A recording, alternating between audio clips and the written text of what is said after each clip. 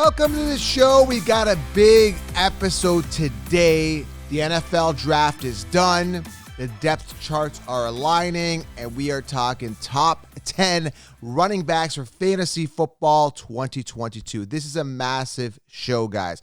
I'm beyond excited to dive into this and have my I think this is still relatively early top 10 running back list. This is going to change. This is the May list, but it shouldn't change too much because, again, now we know the NFL draft has happened. Now we know where the depth charts are. So the top 10 running backs here for Fantasy Football 2022 should be pretty much solidified. Now, I do want to say there are some awesome and amazing running backs that came in, but it's not as clear-cut as it was last year. Last year, I was the only one that told you Najee Harris in the top 10.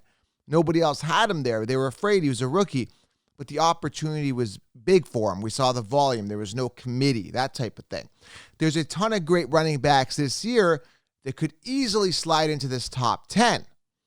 I left them out for now simply because there's uncertainty. I'll give you an example.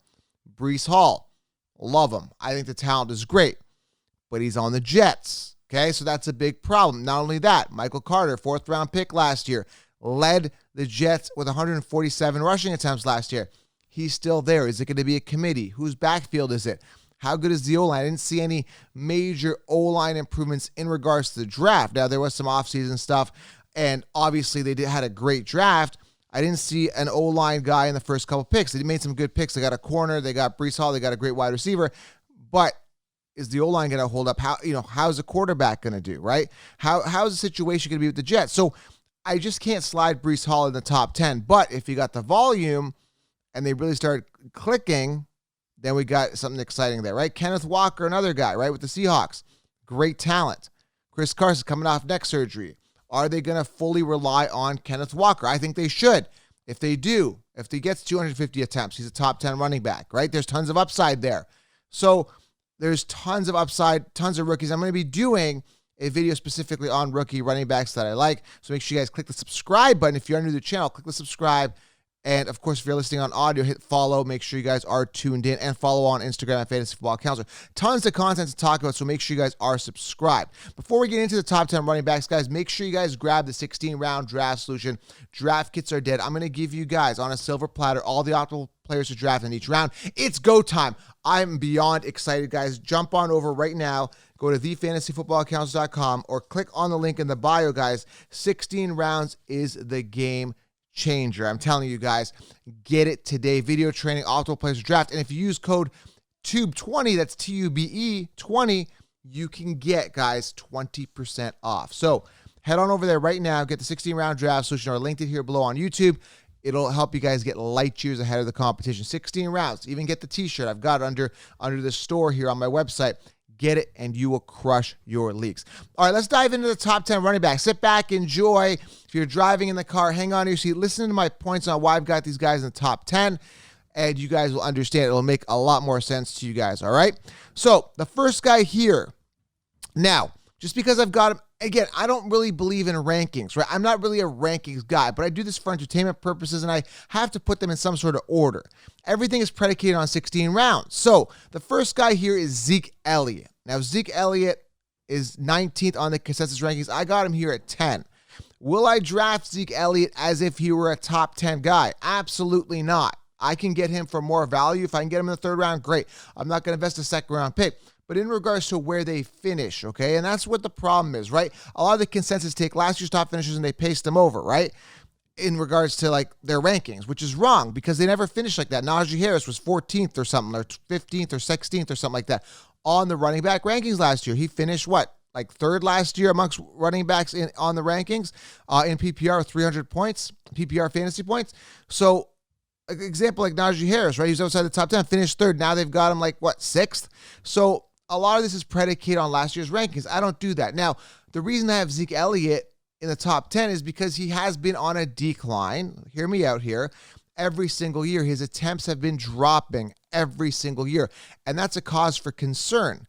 But the man always ends up being in the top 10. He finished 7th last year in the top 10 with 237 attempts, 1,002 yards, 10 touchdowns.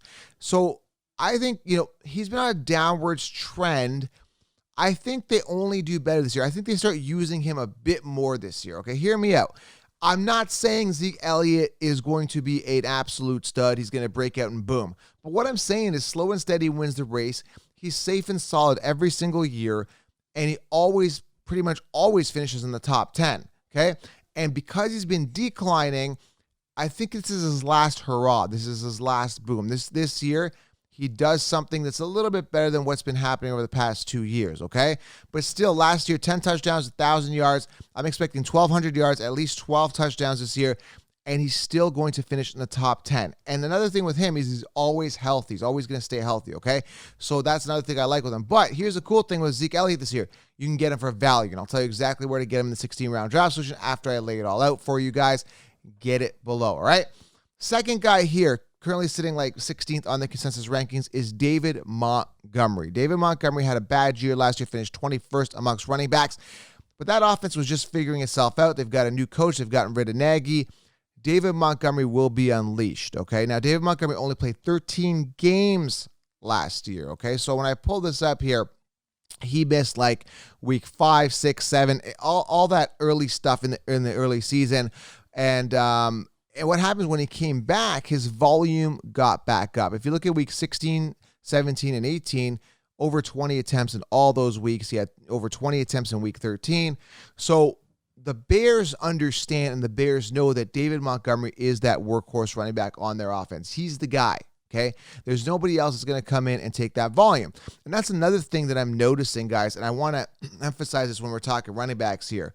You got to go robust RB, okay? There's only a handful of running backs that have minimal committee, and I've got them here in the top 10. There's so many committees, okay? So many committees. So stick with it. We're going to get back to David Montgomery in a second. But the point I'm trying to make is David Montgomery is not in a committee. He's not. He is going to be the workhorse running back on that team. New coach. Fields is going to be, finally in the groove at quarterback. So he's going to be used. Now, obviously, wide receivers with the Bears need some work there. But either way, Montgomery's going to get fed. And again, going into what I said, go robust RB, there's only a handful of running backs, no committee. Even a guy like Austin Eckler, which I omitted out of the top 10 because they've got Isaiah Spiller now. Isaiah Spiller, I'm not saying he's the best running back on the planet, right? He wasn't a second or third round pick. But Isaiah Spiller is a beast. He's a violent runner, and that may end up to be a committee. I think the Chargers actually don't believe in Eckler to be that full workhorse running back, and he has been injured in the past. He was a bit of a scat back behind a guy like Melvin Gordon. So when I look at David Montgomery, I'm looking at it like there's no Spiller there. There's nobody's going to be a factor there for him. Now, Khalil Herbert came in last year, ended up getting 103 attempts, 2 touchdowns, and 433 yards. That was because, like I said, David Montgomery missed those games. So Khalil Herbert, that is, the running back, will not be a factor. I'm not concerned, okay? So Montgomery's going to eat.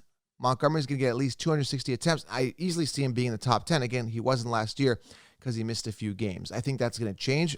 I think people are going to sleep on him. Do you have to invest a second-round pickup? No, I think you still get him for value. I think he's coming out. I did some mock drafts. He's coming off in the second round. You may have to combo him if you get like a Jonathan Taylor or Derrick Henry or Najee. He may be your RB2, but I still think he's going to be solid, okay? So coming in number 9 for me is David Montgomery, okay? All right, coming in number 8, I've got Alvin Kamara. Alvin Kamara finished 8th last year, and I know, Joe, copy-paste, I get it. I just had to make sure that he was getting into the top 10. Now, am I excited about Kamara? Am I giddy like I was a couple years ago? No, not really. His attempts aren't there, like I want him to be there, 240. But based on last year compared to other running backs, he was 6th in attempts. I still want more. I'm a greedy guy when it comes to my running backs. And when it comes to attempts, I like those workhorses. That's why I'm so much in love with a guy like Derrick Henry, right? So I look at a guy like Alvin Kamara, and I just see a guy that's going to consistently stay in the top 10, barring any type of injury. He's going to produce. And when you look at receptions, this guy had 47 receptions last year. He's more of an 80 reception guy. So maybe now Winston's in the groove with him. They finally got wide receivers. Michael Thomas is there. They drafted who was it? There's so many names, guys. I'm just trying to get caught up here. They drafted Chris, I hope I pronounced it, Chris Olave. I think I got that right. There are so many names. And if you guys ripping me in the comments saying Joe doesn't know how to pronounce names, I spent entire weekend going over all of these players, from Kenneth Walker to Isaiah Spiller to Breece Hall to James Cook and Christian Watson to Alec Pierce on the Colts. There's so many rookies that came in, right? So I don't really go into college ball. I don't really watch college ball. It doesn't matter. What matters is where they end up and then what volume they have, what quarterback's throwing to them and how much volume they're going to get, what committee they end up in, what team they're on. All of that matters, because you can have a guy that does really well in college but ends up behind Derrick Henry. He's not going to get the workhorse volume, right? So to me, it's all about where they land. So back to the point on Alvin Kamara. They've got Chris Olave. They've got Michael Thomas. They finally got wide receivers. So they're going to be airing the ball out, which means less distractions on Alvin Kamara. Last year, stacked boxes, no Michael Thomas. Wide receivers were in question. Winston was getting in the groove. Alvin Kamara is in the groove this year, right? He's going to be playing angry, and I got him at number 8. I think he's going to still be solid, and you got to get him at, the right value. Now, on the consensus rankings, he's sitting in and around 12, so they are sleeping on him. They've got Nick Chubb ahead of him, which is ludicrous. I just don't see it with Kareem Hunt there. We already talked about this. Nick Chubb is not in the top 10 for me. All right, new offense, too. Like, Watson likes to throw, likes to run the ball. I don't see why Nick Chubb should be 11th on the consensus rankings. All right, so number 8, like I said, Alvin Kamara. Coming in at number 7. Now, am I excited about this guy? Am I giddy? No, but I got to put him in there, is Joe Mixon. Now, Joe Mixon, here's the deal with Joe Mixon. He is in a situation where there's no committee. They didn't draft another running back that's going to hoard away that volume. There's nobody else there. It's all Joe Mixon on a very potent offense with Joe Burrow, right? So I like Jamar Chase. I like Burrow. I like Mixon. Now, Mixon had years to wow me, were not wow. When I look back at his numbers, 2021 was his pinnacle year. 292 attempts. He's never achieved that before. 1,205 yards. Never achieved that before. 13 touchdowns. Never achieved that before. My only knock to Mixon, and again, he had injuries back in 2020. Only played 6 games. Played 2019, 16 games, 14 and 14 games in 2018, 2017. So he has problems finishing seasons, always misses games. Another thing is that he hadn't hit his stride, right?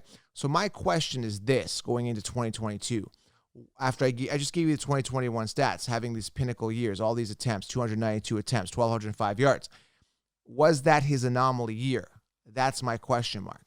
Either way, I got to give Joe Mixon a lot of credit for having a great year, and I got to give Mixon, the props, because he's the main running back there. There is no other running back. And in a age now where there's so many committees, Eckler, Spiller, Chubb, Hunt, these guys dip into the volume, whether you like it or not. So there's no way in hell am I putting a guy, except for this one guy, which we're going to get to next year. He's kind of the only exception to this list where I'm going with a committee. But there's no way I'm putting or drafting a running back early if he's got a bit of a committee, all right? So Joe Mixon, again, is out for me. Is in the top 10 for me. But running backs that have committees are out for me. So I stand corrected there. So Joe Mixon is in for me. Running backs with committees in the top 10 are out for me. Hopefully that makes sense for you guys, okay? So Joe Mixon, free and clear, should be slated for a lot and a ton of volume. That's why he's on my top 10 list, all right? But again, the only knock to him is, was it an anomaly year? That's something you got to make the decision on. Pinnacle year, is that going to happen again? Based on the offense, I like what I'm seeing with the Bengals. I like the wide receiver in Chase, one of the best wide receivers in the game. It's going to open things up for Mixon. Less stacked boxes, tons of opportunity, tons of volume, no committee. Joe Mixon, number 7. Coming at number 6, again, this is that exception here. Now, I'm a little pissed off about this. Let's talk about Javonte Williams. Melvin Gordon's back. Big piss off committee. I'm not as excited about Javonte Williams as I was. Okay, let me get this straight. Prior to, the re-signing of Melvin Gordon. Melvin Gordon re-signing really helped me lose some sleep. Now, Javonte Williams last year had 203 attempts, 903 yards, 4 touchdowns, 4.4 yards per carry. The pest that is Melvin Gordon, who sucks, has only got, 1,000-yard rushing season his entire career. He's going into, his 5th, 6th season or something like that. Melvin Gordon, let me just pull it up here. He is going into, what did I say? He's going into his 8th season, and he's only had one 1,000-yard rushing season, which was 2017. He's washed. He's old. He's an accessory, and he's only depth to Javonte Williams. But he will be a pest. Will be a pest near the goal line. It just really sucks that he's there. He's not good, but he's good enough to take that volume away from Javonte Williams. So it depends. Do the Broncos want to win a Super Bowl? I'm going to answer that with a yes. They brought in Russell Wilson. They've got the tools now. Right now, that's another knock to Javonte Williams because Russell Wilson likes to run the ball. He's got quick feet, likes to rush, quite a bit. But Javonte Williams is a guy still, if they want to win the Super Bowl, they got to work their best running back, which is Javonte Williams, the young, talented, and hungry Javonte Williams. I'm going to try to aim to get him in the second round as my RB2, but I still think his ADP is going to be high. He's currently sitting 10th on the consensus, right? His ADP is going to be relatively high. And again, I still don't feel as warm and fuzzy. Now, in 16-round drafts, which I'm going to explain, if you want Javonte Williams, make sure you add depth. Make sure you get a Kenneth Walker later. Make sure you get a Isaiah Spiller, Cook. Make sure you have enough depth, okay? Because Javonte Williams can boom if given the volume, but Melvin Gordon will be that thorn. I can already see it. Week 5 comes in. Javonte Williams has rushed, he's had 18 rushing attempts. He's had a touchdown, okay? You're down 6 points. You're down 7 points. You're down 4 points. You're down 2 points. You just need Javonte Williams to score another touchdown. In comes Melvin Gordon. Melvin Gordon comes in at the 2-yard line. He pounds in. Touchdown, Melvin Gordon. Javonte Williams gets rest on that. You're screaming and spitting on your TV screen. You're pissed off. You drafted Javonte Williams really early. Joe told me top 10. I told you top 10 based on Melvin Gordon going away and them believing in the value of Javonte Williams. Yes. So this is really early. This is literally a couple days after the NFL draft, the time it's recording. So I like Javonte Williams, but Melvin Gordon is annoying, okay? And this is why I say go robust RB, add the depth, because there's only a handful of running backs, literally 8 to 9, that have no committees, okay? All right, next guy here. So that was Javonte Williams. Coming in number 5. This guy is being slept on. I'm going to tell you guys why I like him. Coming in number 5 is Saquon Barkley. You're like, wow, Joe, Saquon Barkley. He's currently sitting, where's Saquon sitting right now? He is sitting 14th on the consensus rankings. Why do I like Saquon Barkley? Saquon Barkley is now 2 years removed from his injury last year, okay? 2 years. So he is fully, there's no excuse that Saquon Barkley is hurt. Now, last year he came in early. They were gingerly using him. They were like, yeah, it might work him in slowly, this and that. Then they realized that, hey, we're not going to win. We're not going to make the playoffs. We're not going to do anything. So they brought in Devontae Booker, and he was handling that load, okay? This year, it looks like they've added a wide receiver, Wan'Dale Robinson, in round 2. They got a top O-line guy in round 2, and they also got another O-line within their first 4 picks. So they've got an O-line guy, their second pick, and then they went defensive end, they went offensive tackle, wide receiver, then they went offensive guard again. So they did beef up that O-line. There is no other running back there other than Saquon Barkley. They are building around Saquon Barkley, okay? He's going to get the volume. He's going to be the workhorse. He's very athletic. He's very talented. He just hasn't got it going. Now, last year I said it was a do-or-die year for him. Yeah, it was. But what ended up happening was unfortunate, and it was unfortunate that the Giants couldn't get it together. This year is really the do or die. It's kind of like we're in, this is the last stand. This is literally it. If he wants to get paid, if he wants to get incentivized, if he wants to get a contract extension, he wants to get paid big, he has to perform. Literally, his entire life in the NFL career is predicated on his performance this year. And all signs are pointing to him succeeding, barring any type of injury. Well, that's the biggest question mark, Joe. He gets injured a lot. Yes, he does. But what goes down must come up. This is the time. And Saquon Barkley, am I going to be drafting him in the first round? No, you don't have to this year. But I've got him ranked top 5 because I literally think he's going to finish top 5. Everyone's got him outside the top 5. Outside the top 10 for that matter. Outside the top 15 in most cases.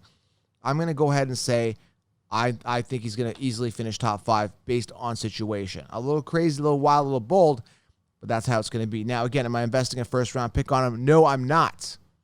I might get him for value. I might get him in the second. I might get him in the third round. He will finish top 5. He will finish top 10 based on volume, opportunity, talent, improved O-line, and a do-or-die situation based on his entire career. Saquon Barkley at number 5. Coming in at number 4, I hate to do this, guys. I really hate to do this because you guys know how much I hate on Christian McCaffrey. But I had to put him here in the top 4. I got Christian McCaffrey at number 4. Why? Oh, man, this is tough because there's literally no other running backs that have no committees. There's literally not any other running backs that are get the volume that guys like Christian McCaffrey and guys like Saquon are going to get. And as I said, prior disclaimer to the video, I said guys like Breece Hall, Kenneth Walker, Isaiah Spiller, James Cook could finish in the top 10 to give you a couple names, right? Cordell Patterson could finish in the top 10. Guys I left out, DeAndre Swift, Leonard Fournette. They spread the ball around in Tampa Bay too much. Eckler, Chubb, right?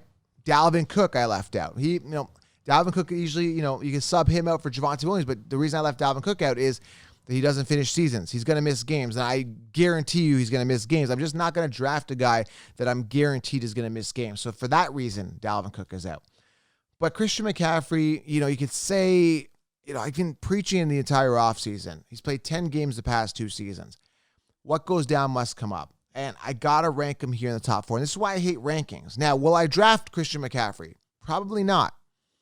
But I have to rank him in the top 4. This is why I hate rankings. That's why 16 rounds is the better, because I could say in 16 rounds, Christian McCaffrey's coming off in the first round based on the consensus rankings, but I'm personally going to avoid him. If rankings, I got to put him there because he could easily finish in the top 4 based on talent, opportunity, volume, no other running back taking away that volume. Now, that being said, Hubbard can come in. They could work other running backs in regards to sheer preservation of Christian McCaffrey. But if they want to win, Panthers want to get far in the playoffs. They want to make the playoffs, which I think is a long shot. If they want to do well, they got to work their best running back. They got to run him the ground. And Christian McCaffrey has to do well this year. The modeling has to stop. Got him at number 4. Now, the top 3 here is a little bit tough because you can rearrange the top 3 here any which way you can. I got some information here on Najee Harris I want to talk about here, but I got Najee Harris at number 3. Volume, opportunity, talent, all there. My concern with Najee Harris is I was watching his story mode, and I was saying, Joe, you're crazy. What are you doing? Watching his story mode, he was in Mexico, partying, drunk, zooming in on girls, on the dance floor or sitting down eating, whatever it was. Now you're saying, well, Joe, what's the big deal? Big deal is the guy's been partying pretty hard, according to what we're seeing on story mode. He was at some wrestling event, and I get it. You're supposed to have fun. It's off season, and I'm sure it's probably not going to affect him, but maybe it is. Maybe he's in a party mode. He's getting this money from the NFL. He's excited. He's got some, fame and notoriety. He's good now. He's big. So maybe people are like, this guy's known. I might, I'm going to start partying, getting some girls and all that stuff. I'm Najee Harris of the Pittsburgh Steelers.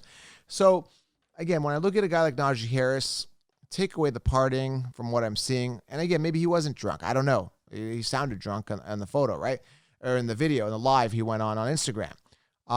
He's obviously been removed. He went on live. He never saved it, but I saw him on live, a couple of days ago at a Mexican club, I think it was. He was saying it was in Mexico. But opportunity, talent, last year, 307 attempts, 1,200 yards, 3.9 yards per carry, 7 touchdowns. They made some O-line improvements in the offseason, got a good drafted a wide receiver this year. The only problem as well is the quarterback situation. Who is starting? Is it going to be the Biscuit Trubisky? If it is, that's a problem. Now, they drafted Pickett here. Is Kenny Pickett in the first round going to be a factor? They drafted him. They drafted George Pickens. That's funny. They got Kenny Pickett and George Pickens. I don't know. And they drafted Calvin Austin the third in the 4th round. So a couple wide receivers to complement Deontay Johnson, Chase Claypool. They didn't go running back. So, they went QB, wide receiver, defensive end, wide receiver, beefing up that offense. But either way, Najee Harris is primed for a big year, barring any type of injury. I got him at 3rd. He's going to get the volume. He's young. He's talented. And I was the only one that told you last year, guys, Najee Harris, you got to get him. I mean, I don't know what to tell you. He was outside the top 10. I drafted him. I got him in the 2nd round. But later his ADP started going up and ended up still getting him. So for a good value last year. Now everybody's riding the Najee train. Very, very frustrating being a Council Nation. But we'll get those gems, guys. I'll tell you who the gems are in 16 rounds. Your Breece Halls, guys that I think are going to, you can get for value that could go off. But, Najee Harris, top 3 easily. Could be the first overall pick this year. But again, some off-field stuff, quarterback situation bothering me a little bit. Uncertainty, how many checkdowns he's going to get, how many receptions he's going to get. But volume, staying on the field, talent, youth, all going in Najee's favor. I could easily say that this guy could be a first overall pick. All right, coming in number 2, again, between these two, between Derrick Henry and Taylor, I'm going Jonathan Taylor at number 2. Now, I want to emphasize this, guys. I want you guys to get this point down, okay? This is very important. Other than Priest Holmes in 2002, 2003, no other running back has finished 2 years in a row on top. It just doesn't happen. So, based on that, he slipped down to 2. Barring any type of injury, this guy's easily a top 3 running back. Now, am I a little more tempted to go Najee and Henry? Probably, for a couple reasons. Henry, I still think, has more of a ceiling. He's going to bounce back. Had his down year last year. Right now, I can benefit on a bounce back year. And Najee Harris, I don't think he's hit his ceiling, right? Rookie year, bad O-line, getting into the groove. So, Najee and Henry could easily finish ahead of Taylor. I want to emphasize that, guys. There's some golden nuggets and some gems I'm telling you here. Taylor, like I said, Priest Holmes, look it up. 2002, 2003, the only running back to go back-to-back. Okay? Jonathan Taylor, I'm looking at him here, 1,811 yards, 5.5 yards per carry, 18 touchdowns, 332 attempts. I love Jonathan Taylor. I don't think knock on wood, I don't think he's going to get hurt. They brought in Matt Ryan. I think that's going to help him. They got a great O-line. Is he going to run this wild? I'm going to say probably not. So Jonathan Taylor, I'm looking for a decline. This was such a pinnacle anomaly type year, but I can't take him out of the top 3. He's just too good. And the only reason I'd be taking him out of the top 3 is there'd be even out of the top 5, top 10 is an injury, which we can't really predict. Another reason is a slight decline, which I know is going to happen. I could be wrong. Maybe he comes out and booms and gets even more points, which would be phenomenal. But it's very likely he's going to decline. How much? That's the question. Is he going to stay healthy is the only other question. Okay, a slight volume decline and an injury are the only things holding me back. For that reason, I got to keep him in the top 3. Jonathan Taylor, number 2. And number 1, Derrick Henry. Why? Because he's bouncing back. He had a bad year last year. Now, let me just go over some stats here, which are pretty phenomenal here for Derrick Henry. This is pretty remarkable. Last year, only played 8 games. That's not the remarkable part, the fact that he played 8 games. That's not good. When you put it into fantasy points, the man finished with 193.3 fantasy points, okay? Hear me out. Finishing 22nd. Beating guys like Christian McCaffrey, Saquon Barkley, J.D. McKissick, James Robinson, Elijah Mitchell, Darrell Henderson, Tony Pollard, Michael Carter. Beating all those guys in fantasy points. Playing 8 games, okay? 8 games. I just want you to, as I'm going through this and I'm justifying my reason why I got Derrick Henry at number 1, understand he played 8 games last year. When you look at it from an attempts perspective, played 8 games, still finished top 10 amongst running backs in rushing attempts with 219. 219 attempts. The man played 8 games. Okay? It finished 10th amongst running backs. In regards to touchdowns, he had 10 rushing touchdowns, finishing 6th amongst running backs. Ahead of Josh Jacobs, Nick Chubb, Leonard Fournette, Melvin Gordon, Najee Harris. He had more touchdowns than Najee Harris on the ground. More than David Montgomery, Cordell Patterson. More than Dalvin Cook, who only had 6 touchdowns. Dalvin Cook played 13 games, had 6 rushing touchdowns. Derrick Henry played 8 games, had 10 rushing touchdowns. Okay? Just to put that in perspective. Yards per carry. Derrick Henry, when it comes to yards per carry, I'm not even going to focus on that. That's not even a focal point here. My main focus with him was the rushing attempts and touchdowns, right? His yards per carry are 4.3. Nothing to be shy about. So the point I'm trying to make, and by the way, let's go into rushing yards here.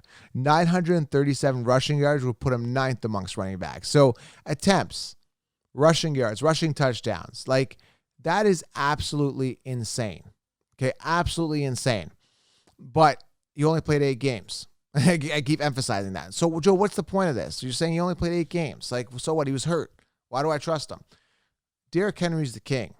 Very simple. I mean, he is the guy. He is the guy that's going to get the rushing touchdowns. He's the guy that's going to get the work. He's going to get the workload. Now, from what I heard, I could be wrong here. I'm just getting everything together.